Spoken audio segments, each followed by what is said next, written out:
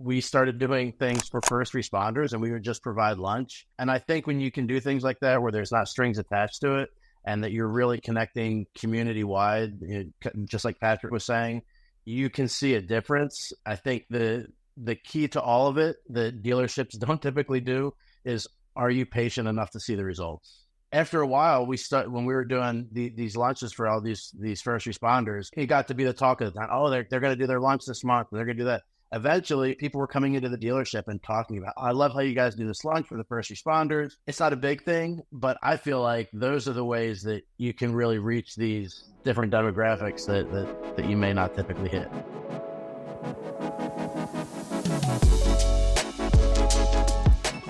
Are you ready to uncover the marketing strategies that will set your dealership apart? Well, this week on Facts Not Feelings, we are diving into a sneak peek of our upcoming DMSC panel discussion that is being sponsored by the one and only Wikimotive, who is joining us as well, as you can see on the screen here. And we're going to hear directly from our industry leaders about groundbreaking approaches to expanding your market and skyrocketing profitability.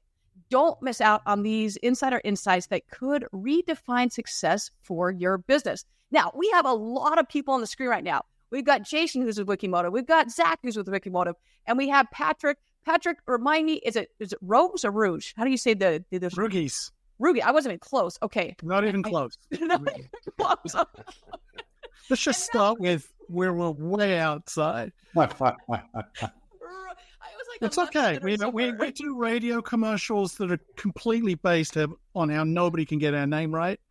And yet next year will be our 90th anniversary. So somehow, despite the fact that nobody can pronounce the name correctly, we're still around. So, you know what? And normally I asked that before, and I hit record. I was like, oh shit, I forgot to ask that question. And I'm like, because people say my name wrong all the time. I'm like, so is it Furnass? I was like, yes, it's Furnass. It's exactly how you. No, it's not. It's like a heater, you idiot. That's how you say it. So no, I totally understand. Me too. I feel you. Well, you've also got the accent, Patrick, going on here. So everything is better automatically with that accent. I'm like, okay, we're good to go. Well, you think that, but it isn't. Anytime I want to talk to, Alexa or something, they just do not understand what I have to say. So it's not as good as it sounds. Well, yeah, I think beauty's in the eye of the beholder on that one. Okay. All right. So we've got this awesome panel. We're also going to have George, Nene. We're having Katie as well, who is with Modern. Is that correct? She was with Modern? Newton. She's with Newton. We have this incredible panel coming up at DMSC in Austin this year. I'm somehow got blessed to be the moderator of this, so it should be all kinds of fun if anyone knows me at this point. So with that, I want to, before we dive into the meat of our discussion here, I'd love to start by asking each and every one of you, is this your first time attending DMSC, Digital Marketing Strategy? And what aspects of the conference do you look forward to the most and maybe love experiencing the most? So Zach, because you brought this to my attention, you are a Wikimotive. We're going to start with you, and then we'll go up to Jason, and then go over to Patrick. Cool. Well, first, thanks for having me. Thanks for having us. And no, obviously not my first DMSC. We have been doing the Brian Pash, the Pash Group conference circuit since, I think my first one was boot camp in 2009 when I worked for a Nissan dealership still in the Northeast, long before or a little bit before Wikimotive came into being in 2010. So we've been doing DMSC, I think, since like 2020. We did the virtual one during COVID when there wasn't an in-person. And then I'm wanting to say, and Patrick, you'll correct me if I'm wrong when we get there, but I'm pretty sure that you attended maybe the virtual one, and that's how we got connected. Stole my thunder. The one thing I had, and he just took me. That's it. Good night, everyone. My favorite thing about them is, as has been sort of the talking point for all of that circuit of conferences, MRC, DMSC. They're collaborative. It's not like a stiff show where it's vendors just trying to pitch to dealers. It's very educational. The fact that we can have real conversations with dealers and actually like unpack things that are challenges, and it doesn't have to be just pitch is the right vibe for us and the right vibe for dealers doing stuff. Amen. Jason, up to you, buddy. No, I've been going for a while myself. Brian and I connected because we're both Jersey boys. So during the virtual conference, I actually did a discussion with Brian. He and I kind of, it was when I was with Newton Motor Group, which is where Katie's from. And it was such an amazing experience, all of them. But I have to jump on with what Zach was saying. The people are what make the difference. It is just such an amazing interaction and time to be able to bounce ideas and learn from each other in a real fun and collaborative way that you don't get anywhere else. Agreed. Patrick, bring us home, buddy. Yeah, I guess Brian Pash has a lot to answer for, but I've been following his conferences since almost as long as Zach. And DSMC, not been to Texas, so usually we have to stay in the Eastern time zone, but so we're going a little bit out of our comfort zone here, but looking forward to that. I miss the breakers very much, so...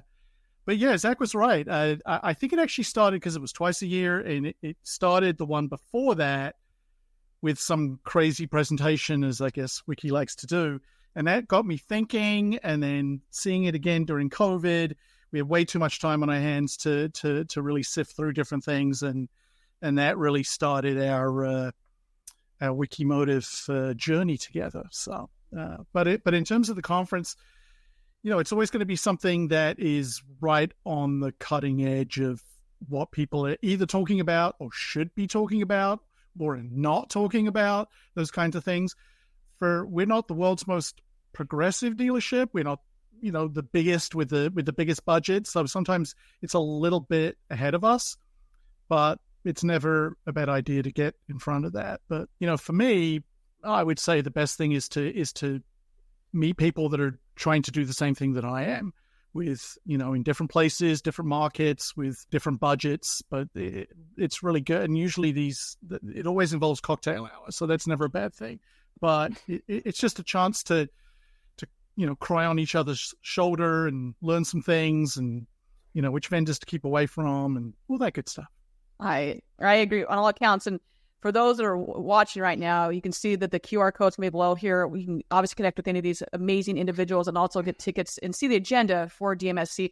And I'll say, one of the many things that you all said is that, hey, you can now go to, if I want to talk to the president of a company, want to talk to a CEO of a company, whatever it may be, that person's there. And it's so laid back, and that ratio of vendor to the dealership is, and I've been at both from a dealer side and I've been at from having my own company now. There really isn't another conference that's like that.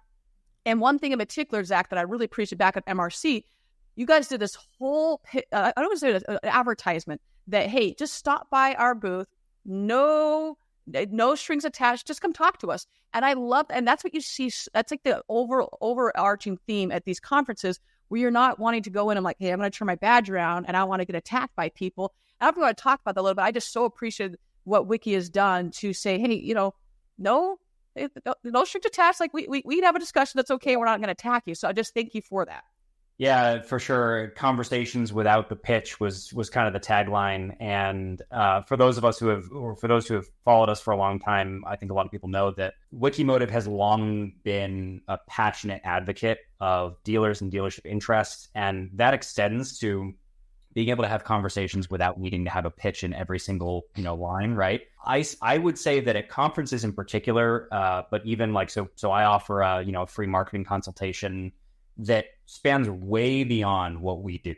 We're an SEO company first and foremost, but the conversations that we have end up in how to unpack problems in Google Analytics, how to understand SEM measurement, talking about which chat solutions are working, digital retailing, what works, what doesn't. Like, we end up in so many conversations, and really all of it revolves around how do we be more successful with our marketing, which ultimately as a service, we're just one piece among many with that. And it's great to be able to just have information forward conversations. And, it's abundance mentality. Every dealer needs a different mix, and different vendors and different solutions are going to align properly. And if we can just have honest conversations, people will find their way. I couldn't agree more. In fact, I multiple times, like, this is one that I love this whole campaign you guys did. So, all right, so let's jump into this now. So into the main portion of our wonderful episode today. So let's go with moving into our expanding markets here.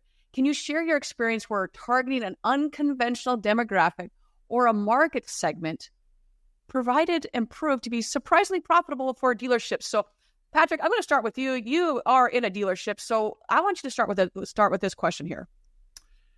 Yeah, I guess unconventional is really our marketing mantra, if there is such a thing. We're fairly small dealerships, so we're never going to have the most inventory, which is always one big question, and we're never going to have the cheapest price.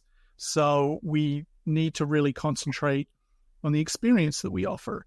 And one of the kind of things that I would look at is to sort of turn the whole thing around and say, what kind of customers do we want to have? And then how do we get them? So we would say, okay, you look at the special credit market. That's not something we want to get involved in. That's not, from a time perspective, what we're looking to do is to get people to buy and service vehicles from us and to remain loyal customers.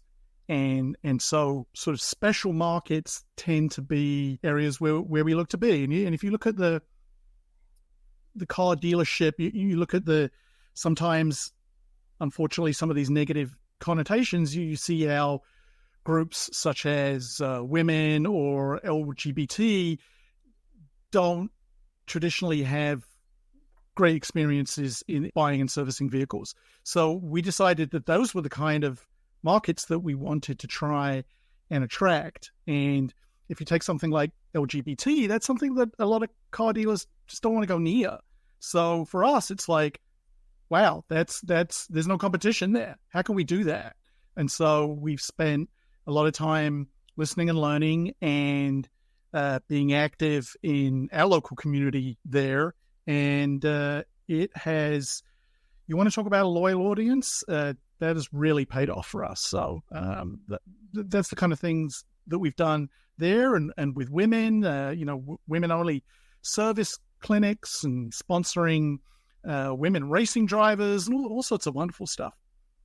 Well, it's interesting you bring up the LGBT. Like, that is something, obviously in Chicago here, we have a massive gay parade. It's a phenomenal gay pride. It's awesome.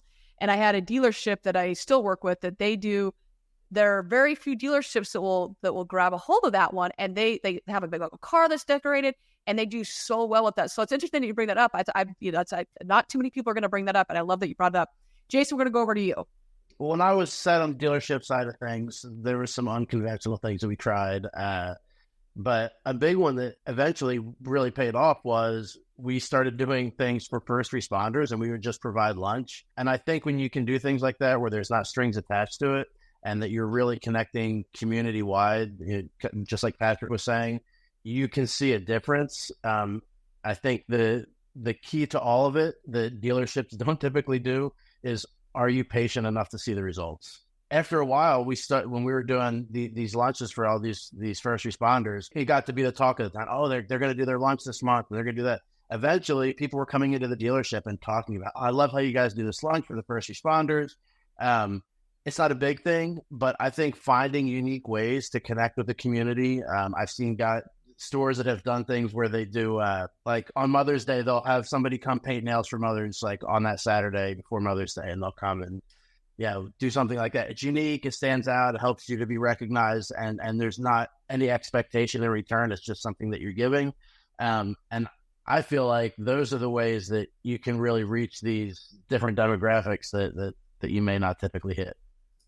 I 100% agree with that. It's crazy how I've seen dealerships that do really well with EVs. Like, we all know that there was a lot of EV content being made last year, and then all of a sudden this year it's like, we'll pump the brakes on it. And I still have stores that do very well with it because they've embraced that demographic, and they do. I mean, number one in like the Western United States or Eastern United States, but it's because they know how to get into that niche and really. One thing that like, we go into our industry, which is so community driven. Like, without Auto, I mean, we do so much for the community. How much are you actually talking about it, though? Because you just say that you do it all the time, but then actually not just stroking a check, but actually doing something about it. When I was in the dealership, that was something that was really big to me. Like, okay, before we take on another community effort that we're going to go and spend a lot of money with, let's make sure we're actually doing what we say we're doing, not just for a social media post. So I love that you brought that up there. Zach, what do you think here? Yeah, well, so two things come to mind that came up here. One, recently, what you just mentioned. So for one of our dealers, in Colorado did an EV focus and did a dedicated website where they took their multiple stores and pooled their EV inventory and did a huge knowledge base. So like early adopters are your Tesla owners, your people who jumped onto the technology early on. Well, they were aiming more at second wave of adopters, early late adopters. And the idea there was use informational content to be able to attract them. Like normally informational content, that's the stuff that people show up, they read it and they don't convert. So it can be dangerous in SEO because you can end up with all this traffic and no conversions. Well, they were taking a long-term approach to this play and going, let's build up a repository of information specific to the state incentives. Let's bring people in who are trying to figure out, like, can I charge it in my garage? Like range considerations, this brand versus that brand, and not make it just one brand's vision of EV, but EV for consumer education and bringing that audience in. Now, that's still young, and also EV interest has waned some. So they've picked up a lot more attention for EV, and they are selling more of them as a result of that.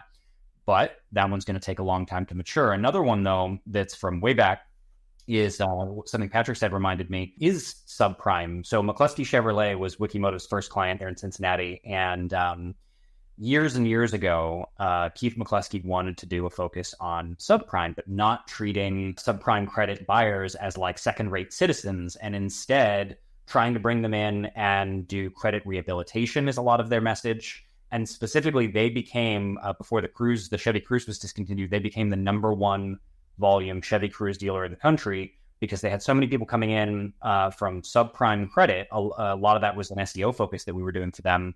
And they were able to get really appealing payment and get people approved on new Cruzes. A lot of people associate, subprime with, old used cars, and for buyers to be able to come in and get a vehicle that to them was super appealing with a payment that they could afford, rehabilitate their credit, and be treated, like any other buyer was huge for them and built up a lot of their success. And they're still focusing on that today, and still it's propelled them forward even as a new car dealer. And that's something in particular, and Patrick, you mentioned this, Zach, you just mentioned it too, that the subprime, like I have that discussion a lot of times with my clients to say, okay, you're not currently going after this. And like, well, we just sink a bunch of money into it. I go, well, hold on. That's a great idea. However, there's a ripple effect of what has to be in place for that ad and that campaign to ever go live. Do you have someone in-house that can actually handle subprime and handle them very, very well? And if not, if you're just looking to throw money at something, let's look at optimizing maybe your SEO better, or you can talk about subprime. Or if you're doing SEM as well, that's fine. But little things like that of like really like going back and saying, okay, and I have some stores like, no, and I have other stores that are just crushing it with subprime. So once going back, and Zach, I know you and I have talked about this a lot, is really working backwards and work forward to say, will this work? How's the process? How's it affect everyone? So yeah, right. I think your approach was kind of one of, well, we know that that's not going to be one of our strengths, so we've not dived into that market. Is that about where you guys were at with that? For me, like some stores, they're like, hey, we're full on board, and they've been around for 40 plus years, and they're pretty much the number one client is subprime. Versus other stores I've talked to just recently, even they were like, hey, should we explore this? And I go, let's pump the brakes on that for a hot second, because I don't know if it's going to work in this area. I go, how many subprime clients, customers do you have that come in and buy a vehicle? And it's like less than 1%. I go, that's a hefty investment. And are you guys willing to do that? Or would you rather invest in SEO and SEM? I was like, we'd rather invest. I'm like, good, let's go with that. Awesome. Okay. So Jason, I'm going to start with you now. And when we talk about marketing and dealerships and how to maximize that ROI, how should dealerships do this? I think the place that they need to start is how established is the dealership in the market. If you can define that pretty well to stat like, hey, this is where we stand. I think that tells you the steps that you need to take after that. I think so many dealerships are looking for some magic bullet that's out there that just doesn't exist. And so when you're trying to maximize your marketing budget, I think there's a balance to it. I think you want to hit on multiple fronts. If you dig too deep into one specific area, you're going to find that there's weaknesses somewhere else. And so finding that balanced approach and then being willing to adjust takes you down that road. I think the other piece is, and I said this earlier, something that is not preached at all in the automotive sector is patience. Like, how patient are you with what you're doing. Being willing to take steps down this road and say, hey, we want to give this new whatever 90 days and let's see where we are. That doesn't mean get rid of it after 90 days. That just means, all right, how do we pivot after 90 days? But if you're going in and you're making all these little tweaks all along the way constantly, you're never going to get, that baseline to see what's happening, to see how it's working. And so when you approach it in a balanced fashion to say, we're going to hit on multiple fronts, let's see where this takes us now. Then you can say, okay, after some time, we're going to come back. We're going to adjust this. We're going to turn this dial and then give it time again. I don't say that like it's easy. It is definitely not easy, but having that patience is the piece that I think will pay off the most. Amen. That is something I know that I think all of us on here appreciate that like crazy, because it is like, I'll have clients that will say, we're going to A/B test something. Great. How long are we going to A/B test it? Because they're like 30 days. Like, no, it needs to be like more like 90 days here. Now, if you know within 60 days and then you want to put your cancellation, then that's different. But really looking at that to say, have we given it and provided enough time to really get data? Because if you're only looking at 2 weeks worth of data, even 30 days worth of data, that is not enough. There are too many variables. I mean, you could be comparing January to December and be like, oh, it sucks. Well, really, no kidding, it sucks. Like, you're in the worst time of the entire year. Of course it's going to suck. So really giving that the whole term of that 90 days to look at it. Patrick, you're in the dealership right now. What are you doing? What key factors are you looking at to maximize your ROI? The key factor. There is no key factor. Unfortunately, I wish there was just one key factor we could look at. Well, maybe there is, but it just keeps changing. It's like we're right by the Hudson River, and they say you never look at the same river twice, right? It's always moving, and the goalposts are always moving in marketing, and I think that's why we like it, the challenge of it. But it is always different. Then you've got the whole privacy issue pushing the other way, what you can actually see, what you can't see. Google changes the rules every 20 minutes. Sometimes they let us know, sometimes they just don't. And the number of changes that are coming down, I can't keep up with them. So that's why we, pay Wikimotive the big bucks to know what the heck Google is thinking. But yeah, we just want the phone to ring. That's what we want. At the end of the day, we want the phone to ring. So we just have to look and see how many calls we're getting, how best we can tell where they're coming from, asking customers how they heard about us, taking that with a pinch of salt. But, as many different data points as we can get. We're a big user of Vista Dash to see what people are doing on our website. I don't care how many people we bring to the website. I want to see how many people are converting and what way are they converting. Are they chatting? Are they using our new AI assistant? Are they clicking to call? Are they filling out, the 3 forms that I've left on my website? What is it they're doing? So, but we really want them to pick up the phone and call us. That's for sure. That's a big one. Yeah, because you can get all this data and you have all this data. You're like, what the hell am I supposed to do with this? And obviously you have a great partner, Wikimotive here, having the Vista Dash be able to say, okay, now I know if I have 0 engagement versus the photo engagement rate. Well, there's 0 engagement, all this stuff. Like, what is going on? Or they're not engaging with photos. Was it really a bad thing? Or is it because there's no photos on the page for them to engage? So looking at all that, once again, holistically to say, what is going on here? Zach, bring us home. Yeah, so a layered approach, patience, measuring which goalpost has changed, all of that put together is obviously the complicated and not at all simple answer to how do you maximize ROI. I think to Jason's point, you start with a base of branding. If you don't have a store that's been, or a group of stores that's been there for 90 years, well, you may need to begin there so that people are even aware of who is your brand and what are you and what you stand for. Taking it beyond that, next layer is long-term marketing. Patience, right? So it's self-serving to say, but SEO, making sure that you're planning for your long-term success, that you're thinking a year down the road, 2 years down the road, 5 years down the road. What are we building towards? Certainly that's not something that even can turn on a dime. So you have to have a degree of patience if you're going to engage in that long-term strategy. Then I think, if you think of branding and let's say SEO and having a good website that's well optimized for conversion, you've got a nice thick piece of cheese, but it's Swiss cheese and there's still some holes that we want to fill in. And that's where you bring in digital advertising, Facebook ads, paid search, other things that can backfill or can be more nimble as things change, as that goalpost changes, as used cars get super expensive and then the used car market crashes and then they become expensive again, and a certain model lineup's burning a hole in our pocket because it's not moving, and we've got 2023s that Ford's incentivizing. Like, all of these things have to come into play, and different marketing mediums are going to help move them quicker in certain areas while we let our base do its job. We're just going to say amen to that one. So, well, let's shift gears just a little bit here. So, is there a technology out there or a digital tool that you think is significantly underutilized in our automotive marketing today, and how can it be leveraged? So let's start with Jason this time. Well, I think there's a lot of things that are underutilized in terms of what we do.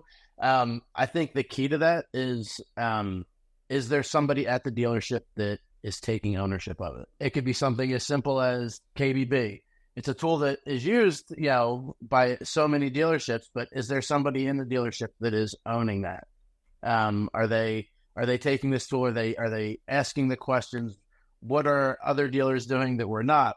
How can we make this the most successful? And when those questions are asked, regardless of what the tool is, you're going to start to see success. And that will determine, hey, we keep this, we don't keep this. It's not the tool just exists in our tech stack and all of a sudden success just appears. That's just not how it works. As much as I would love to say that is the case. But when you look at some of these tools that are coming out, there's dealerships that aren't up to snuff in terms of like being able to even use all of the things that the tool can provide. And so where do we take this next step? How do we get down this road? You need to make sure that your team is built in a way to take whatever this tool is and make that next step. So I don't know that there's anything specific. I think that there's a lot of great tools that are starting to establish themselves. I mean, obviously the big conversation piece of how is AI connecting to these things?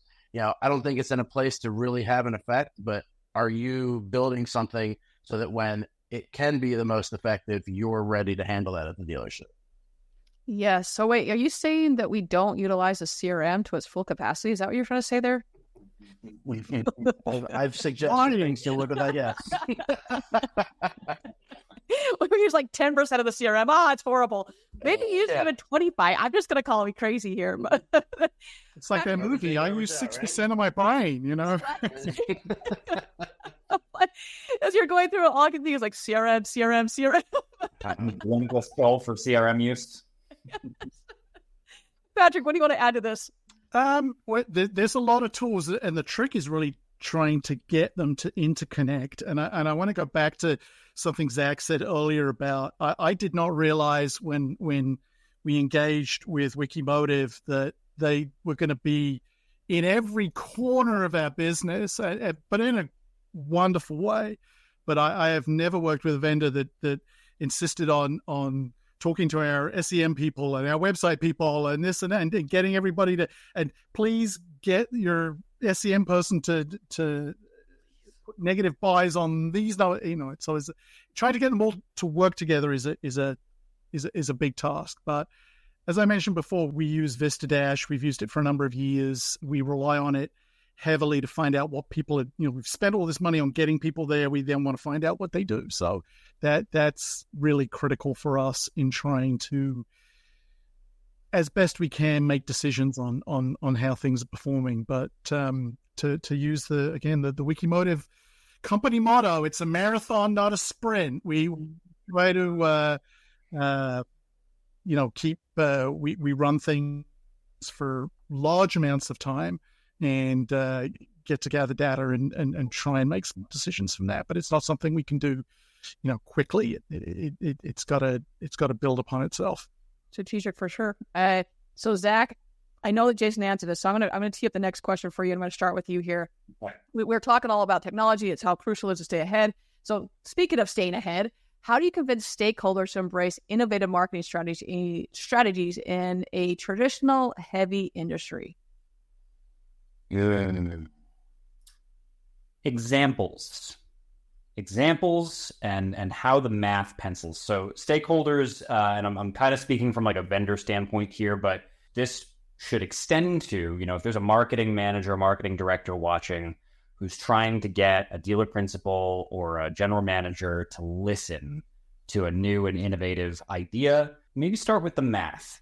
And hopefully the vendor can define said math. But I'll give you an example from SEO land. So why should I care about changing from position 4 for Ford dealers to position 1 for Ford dealers? Okay. So let's do a little math equation. If 1,000 people a month search for that keyword in your market, and you're currently getting 10% of the pie, you could have 30% of the pie. We could have 200 more clicks per month if we moved to position 1. What does 200 clicks mean? Well, to a general manager or dealer principal who's not a data nerd, maybe nothing. So let's run the math. Average conversion rate on a website across all tools combined, give or take 10%. So 200 clicks to the website from a low funnel keyword is 20 leads. Okay, 20 leads. Well, what does that turn into in terms of sales? Well, on a bad day, most stores are converting leads, particularly qualified lower funnel leads, better than 10%. So 200 clicks is 20 leads is 2 cars sold. How much money does it cost us to get position 1 for Ford dealers in our market? Well, now we can start to do just a dollars and cents equation and start to back our way into, well, how much profitability can we earn by accomplishing this objective, and then does the dollar figure of the solution line up with that? It sounds complicated, but when you distill it down to one example, I think it can make a lot more sense, especially to a stakeholder who sort of lives in the numbers, and that would be my approach. I love it. So, Patrick, you're in the dealership. How are you doing this? I wish that worked for me. Alas. Yeah, they don't want to see. We have a whiteboard that very rarely gets used, and they don't want to see numbers on it. They just don't. You know, I guess it's a little bit of education and a lot of trust sometimes when you've got a family 4 generations deep that aren't interested in looking at the math and ROI. Every week, every month, I'll do recaps that are kind of written oriented to the language that they're most interested in. And more than the numbers, it's just me writing about what trends I see, good, bad, otherwise. And over time, they can see how these things, you know, the cause and effect of it. So it depends on obviously the buy-in of management, but you just have to adapt to that. And for me, it's not as numbers heavy as I kind of wish it would be. So sometimes I've just got to just write it out like an exciting novel, you know.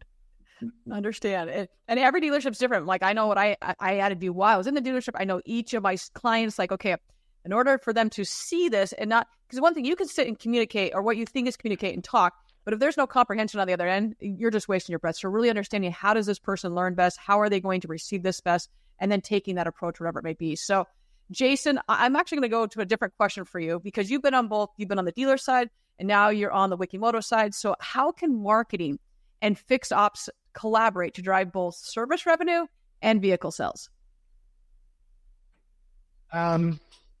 It's interesting. I kind of walked that road when I was at the dealership. And I think you need to be willing to carve out a piece of your budget to approach that in a different way, because it's a different way of thinking in terms of fixed ops and sales. Like, can fixed ops affect sales? Yes, 100%. But to carve something out to educate customers, I had a variety. I worked for Newton, and we had a variety of stores. Some of my service people would say, "Yes, 100%. Let's inform the customer on these things." Other ones would say, "I don't want to tell them that they can do this because then they won't come here."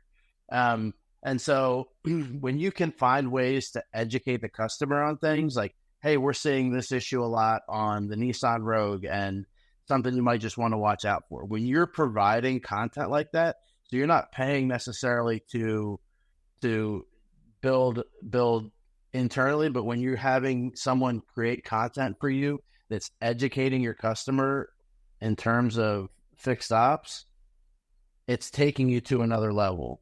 And it's showing, one, I know transparency is like the word that everyone uses, but no one means. And the reality of it is that's what it's showing. Hey, we're willing to show you that this is something that, that you can do. It's part of the reason that I loved working with Wikimotive before I ever came here, was because of their ability to show that to us. Hey, here's the transparency that we show.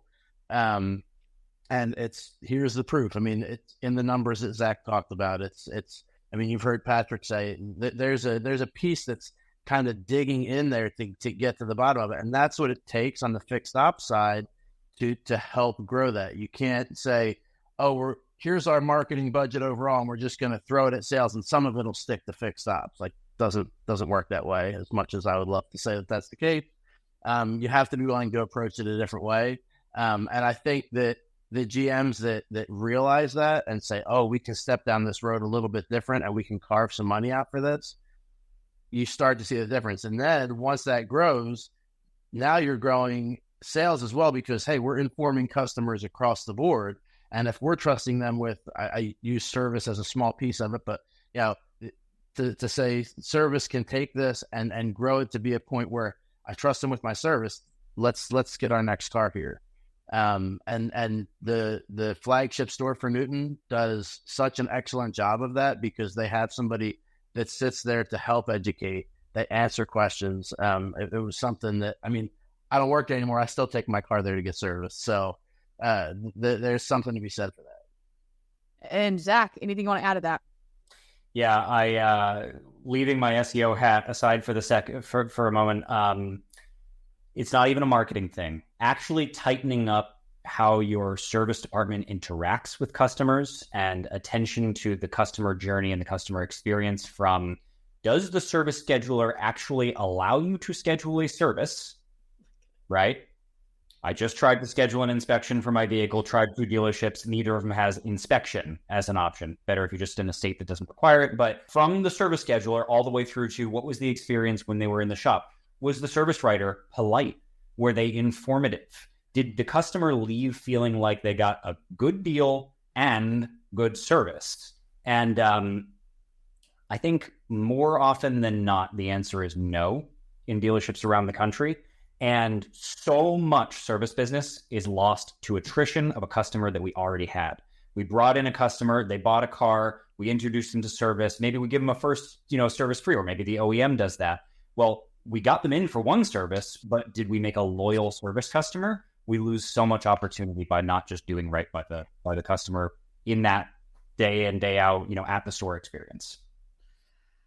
We could have interesting. I want to add one thing to that, Brooke. Yeah, for sure. Jason, go away.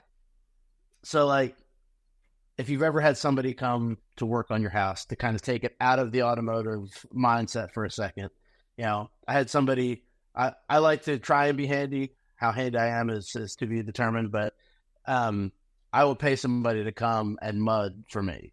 I'll hang drywall, but I don't want to try and mud. There's an art to that. When you try to find somebody, the key is, will they show up? Like, when you have somebody work on your house, that is the biggest key. Will they show up? And so to kind of connect the dots between that and automotive in service, like, are they responding to you? Like, it seems so simple, but like, man, I want to know what's going on with my car. Are they responding to me? Are they giving me updates? Do I feel the warm and fuzzies because they've shown up? And that piece, like Zach was saying, takes you so far, but can you show up? I'm just going to say I can track my Domino's pizza. That's a $5 pizza, $10 pizza, but I can't track my $50,000 vehicle. What the hell is going on? And I know that, like, I say that like tongue in cheek, but really this is the second biggest purchase you ever make. And we have a rough time as a whole. Now, there are some really great people that do a good job, by and large, to have that communication part. And it's not just in our industry. I recently had the same thing where I'm like, man, I don't care if there's no update. Just let me know. When you go 4 days, when you should be communicating daily with this thing that I was dealing with, I go, every day I should have an update. And yet you're going a week. And unless I am just like begging the individual, like, will you please give me an update? Like, what else am I supposed to do here? Oh man, Patrick, I'm sure you have to deal with this, not ever. No, actually, no. Everybody loves each other. No. Collaboration. Sales and fixed ops, it's like it's like the first half of the movie Step Brothers. They hate each other and they have nothing in common, and they go out of their way to each other, to sabotage each other almost. It's not quite that bad, but a Subaru store, they're on different sides of the street. They could just look out and see each other, and but to get them to work together is tough because all the money goes to sales, right? And all the profit comes from service. So everybody knows that, and nobody wants to talk about it. And so we have to be a little bit like the United Nations, a successful version of the United Nations, and kind of broker these things. So right now we've been doing a big push the last 6 months or so on equity, and trying to upsell people into new vehicles using their equity.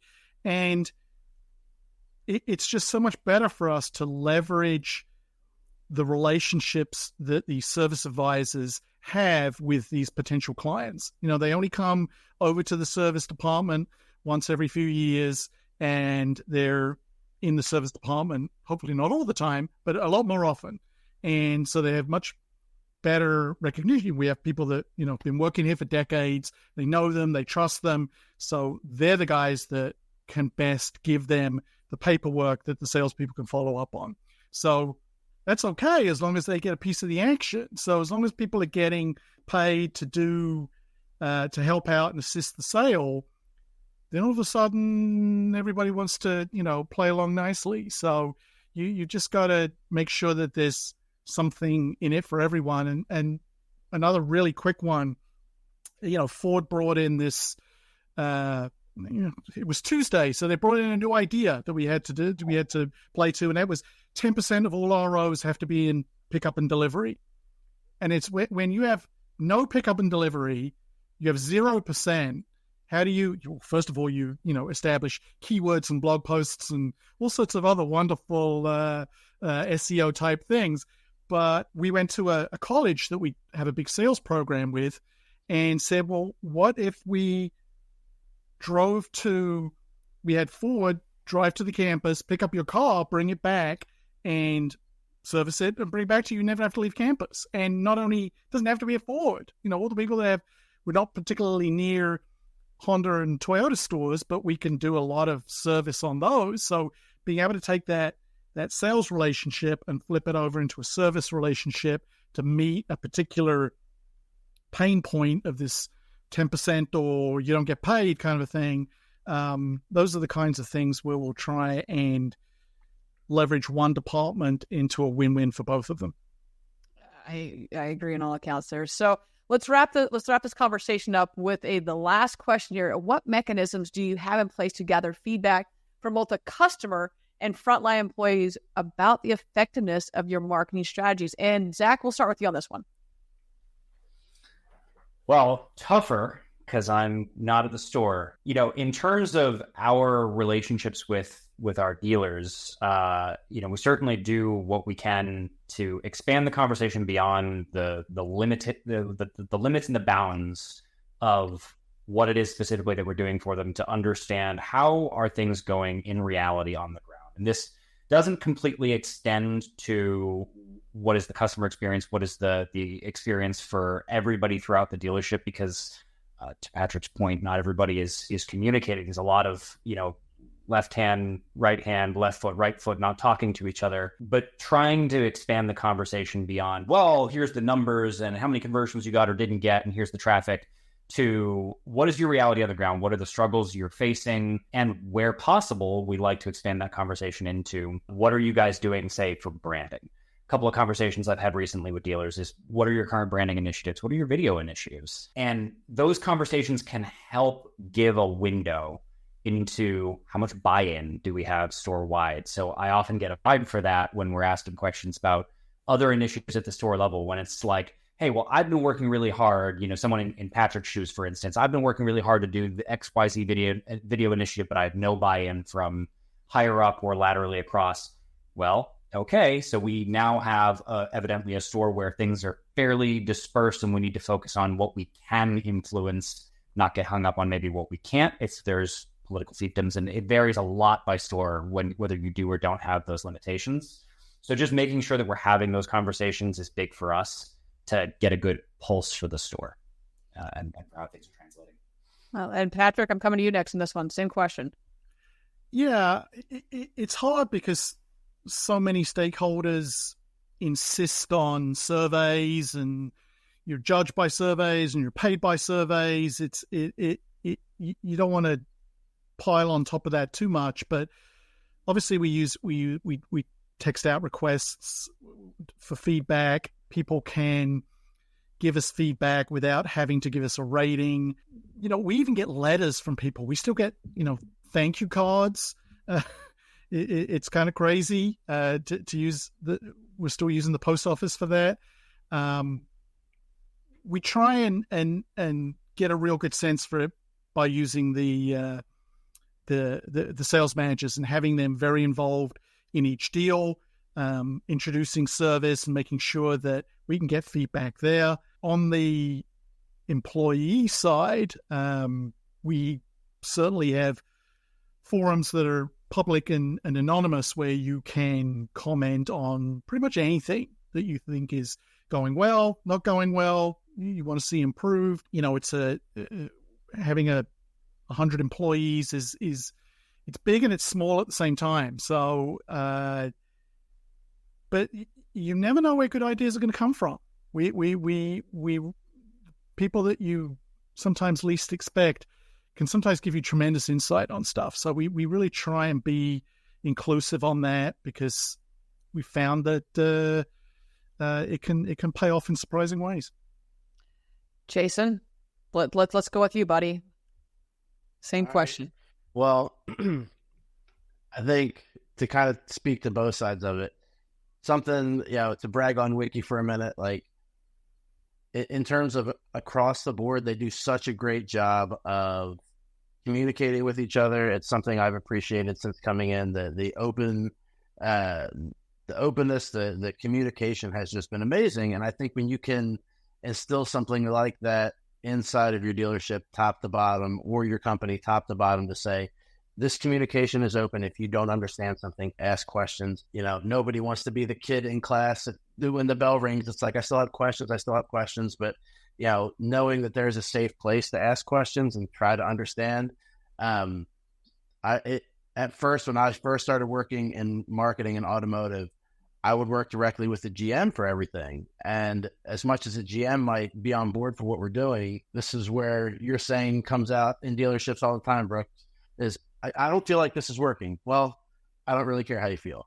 But as a marketer, have I done a good job educating the sales managers, the other managers on what we're doing, why it's important, as opposed to just talking with the GM and saying, this is how it is?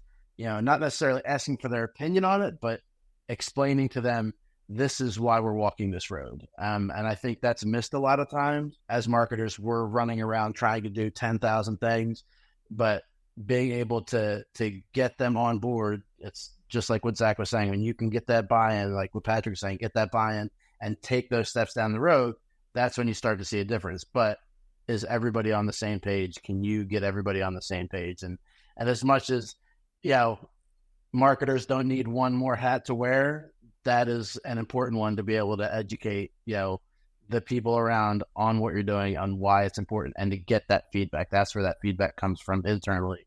And then, knowing to speak to the other side of it quickly, Newton has posters hanging all over their dealership with the cell phone number of the GM. So if you have a problem, you can call them directly. Does that become an issue sometimes? Sure, it does. But when you pay with a broad brush like that, to be able to say, we want to be able to help with whatever problems you're having, it shows your willingness to accept feedback and to say, we may not do everything right. Tell us if we're not. Yes. Yes. Agreed. All right, gentlemen, it has been awesome talking to you, but we are at that point of the show where we are jumping in to the lightning round with our DMSC panel. Oh, most of our DMSC panel. I can't say that, apparently. Those that are there in spirit, we get you. We get you. We feel like you're here. So I'm going to start with Patrick on this one. Patrick, for those that are watching, they obviously will going to be able to see your QR code here in a second.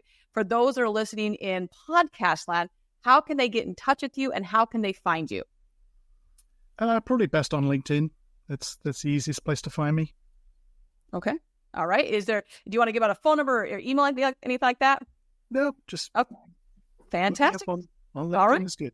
Okay. Jason, we'll come over to you on this one. Same question. LinkedIn is the best place to get a hold of me. Or Jason.Monaghan@Wikimotive. My last name's tricky, so it's probably best to go to LinkedIn. We'll take it. Jason Tricky? Is that what his name is? Tricky. Yes. I just had the whole. I've been called many things. Yes. So we go back. That's how we started out the show about this whole thing. Zach, on to you. Yeah. LinkedIn, Zach with an H, Zach, ZACH at Wikimotive.com. Pretty easy. Cell phone 508-395-2326. So yeah, people should feel free to reach out if they're interested in me unpacking some analytics data, especially on the SEO side. We can do all kinds of exercises to orient stores, and no one has to take a pitch if they reach out. Conversations without the pitch, you're certainly welcome to. We love, the opportunity to show what we can do, but happy to just do a consult with anyone who wants to reach out. Awesome. All right, let's go back to Jason on this one. Jason, name of the show is Facts Not Feelings. Now, you're all going to get this question. Name of the show is Facts Not Feelings. Whether it's in your personal life or it's in your professional life, how are you distinguishing facts from feelings? For me, it comes down to, feelings are something that you need in order to make things happen, but facts are how things get done. And that's kind of, I have 3 kids, and so there's a lot of feelings in my house. And so if we kind of stay on the facts road, it keeps us in a safe place and not a lot of chaos. It's funny. You're the second person to bring up the kids situation when I've asked that question. So I see the theme here. All right, Patrick, over to you on the same question here. Oh, gosh, I think these days, not everyone will agree about the facts even, let alone the feelings. So I think you just have to concentrate on people individually as they are, and everybody's important and has something to offer, and sometimes it takes time to be able to break down that barrier and find how you can work well together, but it's worth the time and effort. So it's just understanding that for me personally, A, I'm not always right, and B, there's a lot of ways to tackle these things, and it's whatever your first thought is not necessarily the right one. And Zach, you were just on the show recently, so I'm going to ask you a different question on this one. So maybe those that haven't watched it, maybe just go back and watch it. But for you, what is one podcast that you're listening to right now that you picked up? Obviously, other than Facts Not Feelings, obviously. Shoot, that's a good question. I feel like you did ask me this one, and I had an answer, and now I'm not listening to one at the moment. I need to, other than Facts Not Feelings, of course, but yeah, no answer. Next question. Next question. Okay. Let's go with, what is your favorite car? We'll make that an easy one. Favorite car? Well, I drive a Raptor, and I'm a fan, so. Okay, well, we'll take it. All right, so now we're going to round it out here with Jason. Jason, if you could have one superpower, what is it going to be? Oh, I want to be able to fly. Okay, there we go. Easy question. Easy question. Yeah. All right, Patrick, over to you. What's your superpower you want? Gosh, I don't know. That's tough. I mean, it's careful what you ask for, I guess, because the chances are I'll think of something much better 5 minutes from now. So I'm just going to be like, I'm just going to take it as it is. I don't really need a superpower. It probably comes with, but I've never watched these movies, but what is it? Is it Superman that says, responsibility? Comes great responsibility, and I don't need that. I got enough with trying to be a marketer. So I'm probably wearing too many hats. I don't want to take on another thing. I don't look good in a cape and tights. It's not my look. So, oh man. All right. Well, everyone, thank you so much for being a part of this. If you haven't don't already have your ticket, DMSC right below here, ish, depending where the editing team ends up putting the QR code. It's going to be below here. Scan that. It's going to be the show notes as well. Click on that. You can check out. Our panel is on Tuesday. I believe it is at 10 a.m., 10 a.m. Monday, second day at Early afternoon. Yeah. I was going to say the second day, and it came out Tuesday. And we discussed earlier, I don't know what day of the week it is right now. So we're just glad that we got some day out of there. So yes, Tuesday afternoon, we're going to be there. There's also be George Nene. There's also be Katie from Newton, not Modern, Newton. So check us out there. And everyone, you all know the drill at this point. Find a way to start a day. Find a way to just be the joy in someone's life. I do not care if it is opening a car door. It can be a kind smile. Just do something to bring a little bit of joy and make someone's day a little bit better. With that, everyone, we hope to see you in Austin in June, and we will see everybody next week.